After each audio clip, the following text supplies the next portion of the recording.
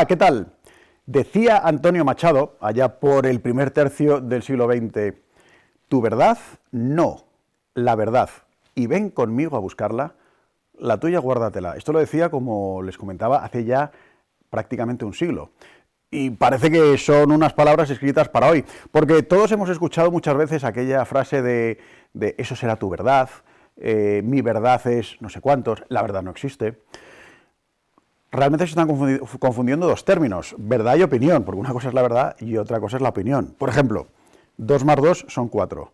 Hace 5.000 años, actualmente, y dentro de 5.000 años, 2 más 2 seguirán siendo 4. Eso no es una opinión, es una verdad. Sin embargo, pese a que eso es tan obvio y que muchas veces a los que defienden las teorías relativistas les pones un ejemplo tan básico como este, y te dicen, bueno, eso sí, pero la verdad no existe. Y dice, a ver, ¿en qué quedamos? ¿La verdad existe o no existe? Porque si existe la verdad, al menos algunas parcelas de verdad, significa que la verdad existe, con lo cual lo que estás diciendo que la verdad no existe es falso. En fin, todo este debate filosófico. Y a lo mejor ustedes me dicen, bueno, ya, pero ¿y a dónde queremos llegar? Pues que es muy importante defender la verdad, porque si no, eso llevado a otros terrenos más concretos, se convierte en algo tremendamente subjetivo. Por ejemplo, cuando un niño o una niña deciden que aunque su cuerpo es el cuerpo de un varón o de una hembra, deciden que ellos son un hombre encerrado en el cuerpo de una mujer o una mujer encerrado en el cuerpo de un hombre, porque se sienten así, a pesar de que su cuerpo, su biología, la naturaleza, hayan determinado que sus órganos genitales sean, por ejemplo, de un varón. Entonces dicen, bueno, ya, pero como yo me siento mujer, pues soy mujer, porque es más lo que yo siento que lo que la realidad, en este caso la naturaleza, me está diciendo. Por eso es tan importante defender que la verdad existe, como ya decía, insisto, Machado, hace alrededor de un siglo.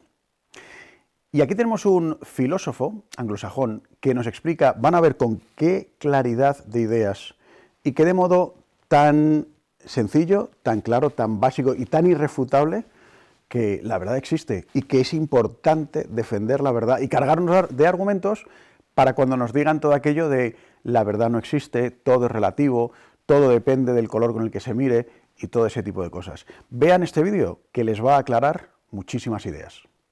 Is there such a thing as truth? Or is everything, including truth, a statement of personal opinion or preference? In other words, is truth relative? For our purposes here, let's put aside the science angle. Yes, you can sit on a couch and not appear to be moving, but since the Earth at the equator is rotating at 1,100 miles per hour, you are, from that perspective, moving, and very fast. I'm not talking about that kind of relative. Let's confine ourselves to the more everyday questions of truth, like, does it exist? Once the answer to this question was obvious, usually confined to late-night discussions in college dorm rooms, but no longer. Truth is going through a tough time. A white woman feels black and represents herself to be so. She rises in the leadership ranks of the NAACP until her fiction is exposed. She refuses to go quietly, however. She feels black, and so she is black. A 69-year-old man in the Netherlands petitions the court to legally change his age to 49 because that's how he feels. And of course, seemingly on a daily basis, men and more boys, with all the chromosomes and body parts that make them distinctly male, declare themselves to be female. And women and more girls likewise declare themselves to be male.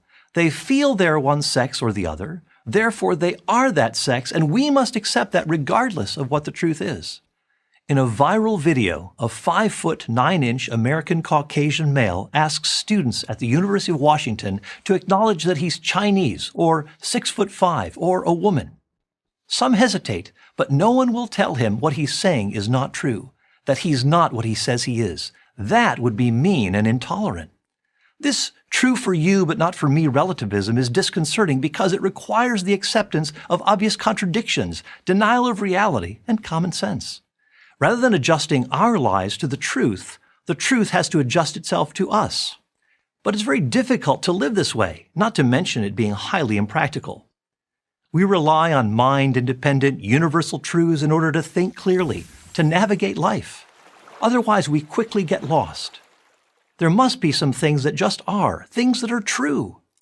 This way points north for everybody, no matter what anyone happens to prefer or sincerely believe. So, what is truth? At its root, truth is a match-up with reality. A story, a statement, or belief is only true if it lines up with what's real. It's like a socket wrench fitting perfectly onto a bolt. Reality is the truth maker. Reality makes something true. To say the earth is flat or the moon is made of green cheese is false. Why? Because it doesn't match up with reality. Until quite recently, the purpose of all education in large part was the pursuit of truth. The motto of Harvard University, for example, is Veritas, Latin for truth. No more. Anyone who says education should be about the pursuit of truth is immediately shot down with the comeback, whose truth? Increasingly, people speak of my truth or say it's true for me or your reality, as though truth is merely a matter of opinion or perspective. At the 2018 Golden Globe Awards, Oprah Winfrey famously said that speaking your truth is the most powerful tool we all have. Now, you can have your experience or your perspective, but there's no such thing as your truth or my truth. There is only the truth, that which is true for everyone. As Wall Street Journal writer Byron Tao noted, Oprah employed a phrase that I've noticed a lot of other celebrities using these days, your truth instead of the truth. But he added, your truth undermines the idea of shared common facts. And here's another problem with your truth. If your truth is truth, anyone who doesn't hold that truth must be wrong. This sounds a lot like narcissism, and it's intellectual bullying. Believe my truth or else. Not exactly a positive pro-truth message. Yeah, truth is going through a tough time. So let's review. Truth can't be relative. If it is relative, it's not truth. To say there is no truth for all people is to declare a truth for all people. In effect, you're saying it's true that there is no truth. And to declare that both your and my opinions are true, even if they contradict one another, is to speak nonsense. Truth is an opinion or preference. It's not subjective or relative. It is inescapable because reality is inescapable. No amount of double talk will change that, and that's the truth. Qué claro queda, ¿verdad?, con este vídeo que nos presenta este filósofo anglosajón, lo que es la verdad. Son cosas como muy obvias, muy de sentido común. Lo que pasa es que quizá nuestra sociedad actual, en esa sociedad líquida, donde parece que creemos que podemos elegir todo, desde el menú que queremos comer hasta la ropa que nos ponemos, lo cual eso evidentemente podemos hacerlo, hasta todo tipo de cosas, ¿no? El sexo que quiero determinar según yo me sienta, el color de ojos que quiero para mi hijo y entonces hacemos algún tipo de intervención en los cromosomas, en fin, claro, no se puede elegir todo en la vida, no todo es subjetivo, no todo depende de mí, hay cosas que son así, que son reales y que no pueden variar.